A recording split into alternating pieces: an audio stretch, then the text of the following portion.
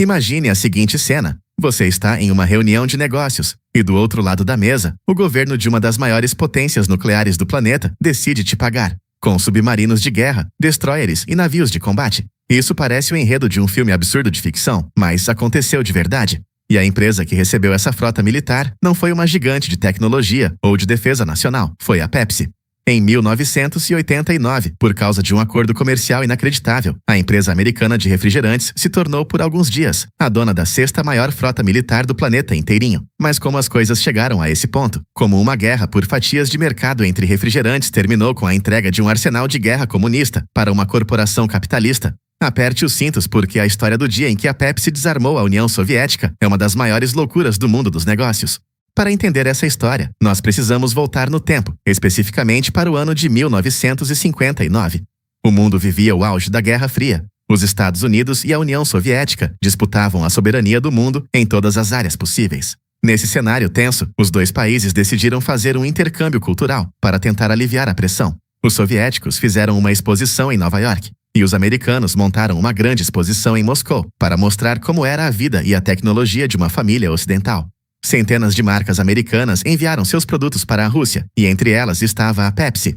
Donald Kendall, que na época cuidava das vendas internacionais da empresa, tomou uma decisão arriscada. Ele patrocinou um stand em Moscou, mesmo sabendo que seus chefes achavam que aquilo era uma perda de tempo e dinheiro total. Kendall tinha uma obsessão. Ele queria colocar uma Pepsi na mão do líder soviético, Nikita Khrushchev. E ele conseguiu, durante a famosa Exposição de Moscou. Enquanto o vice-presidente americano Richard Nixon discutia política com o líder soviético, Kendall entrou em ação. Ele ofereceu um copo de Pepsi bem gelado para Khrushchev. O líder comunista tomou um gole, adorou o sabor, e em uma imagem que rodou o planeta, ofereceu a bebida para os seus generais. O plano de marketing deu tão certo que os cidadãos soviéticos começaram a fazer filas quilométricas apenas para experimentar o misterioso líquido preto do capitalismo. Era o início de uma paixão nacional. O problema veio anos depois, quando a Pepsi decidiu que era hora de vender o refrigerante oficialmente dentro do território soviético. A União Soviética queria comprar bilhões de litros de Pepsi, mas havia um enorme obstáculo econômico no caminho. A moeda deles, o rublo soviético, não tinha nenhum valor internacional fora do bloco comunista, e sua exportação era estritamente proibida por lei. Como a Pepsi aceitaria receber o pagamento se o dinheiro deles não valia nada nos Estados Unidos? A resposta foi uma das maiores operações de escambo da história moderna. O governo soviético propôs pagar a Pepsi usando um dos seus produtos mais valiosos e exportáveis, a vodka Stolichnaya. O acordo foi fechado em 1972. A Pepsi enviava o xarope do refrigerante para a União Soviética e, em troca, recebia carregamentos gigantescos da melhor vodka russa. A Pepsi então vendia essa vodka no mercado americano e ficava com o lucro em dólares. O negócio era perfeito. A Pepsi conseguiu o monopólio do mercado de colas na União Soviética, deixando sua grande rival, a Coca-Cola, completamente de fora do país por anos. No final da década de 1980, os soviéticos já consumiam mais de 1 bilhão de garrafas de Pepsi por ano. Mas a situação mudou drasticamente em 1979, quando a União Soviética invadiu o Afeganistão. Em resposta à invasão, o povo americano e o governo dos Estados Unidos iniciaram um enorme boicote a todos os produtos de origem russa. Quase do dia para a noite, as vendas da vodka Stolichnaya despencaram nos Estados Unidos. A Pepsi continuava enviando refrigerante para a Rússia, mas a vodka que recebia em troca não conseguia mais ser vendida. Para piorar a situação da ditadura comunista, a economia soviética estava quebrando de vez e eles não tinham dólares guardados. O estoque de refrigerante estava acabando, a população estava irritada, exigindo o produto, e o governo precisava encontrar uma nova moeda de troca imediatamente. Foi então que, em 1989, o Kremlin fez uma proposta desesperada e bizarra para os executivos da Pepsi. Eles olharam para os seus portos e decidiram usar o excesso de sucata militar que possuíam para pagar a dívida. O governo soviético ofereceu transferir para a propriedade da Pepsi uma frota composta por 17 submarinos de ataque a diesel, um navio cruzador de guerra, uma fragata e um navio destroyer. A Pepsi olhou para o tamanho do mercado que poderia perder e aceitou o negócio. Ao assinar o contrato, aquela empresa de refrigerantes se tornou instantaneamente a dona da sexta maior potência naval do planeta Terra, com mais poder de fogo marítimo do que países inteiros como a Espanha ou a Austrália.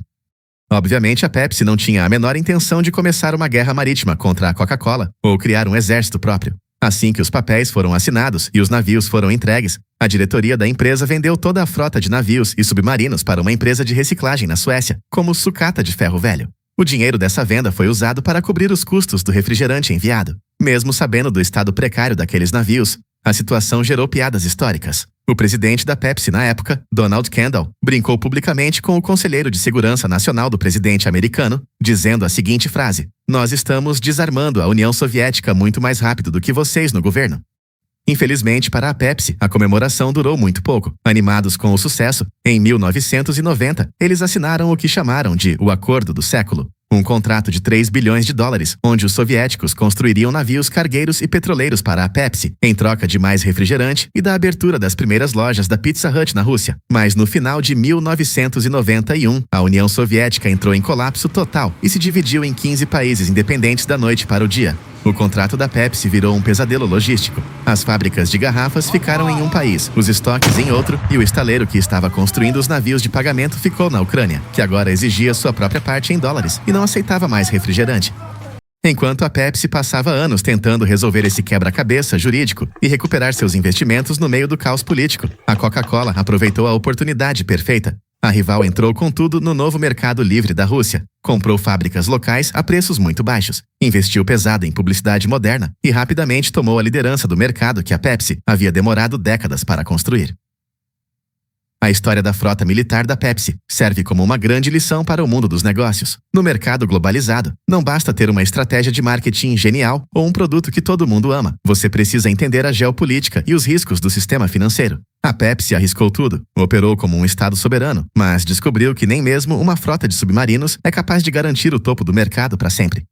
Se você gostou de descobrir essa história incrível de como o mundo dos negócios funciona por trás dos panos, não se esqueça de clicar no primeiro link do comentário fixado para entender mais sobre estratégias invisíveis de mercado. E para saber como outras marcas famosas usam a psicologia para controlar as suas decisões de compra, clique no vídeo que está aparecendo na sua tela agora mesmo. Até o próximo vídeo.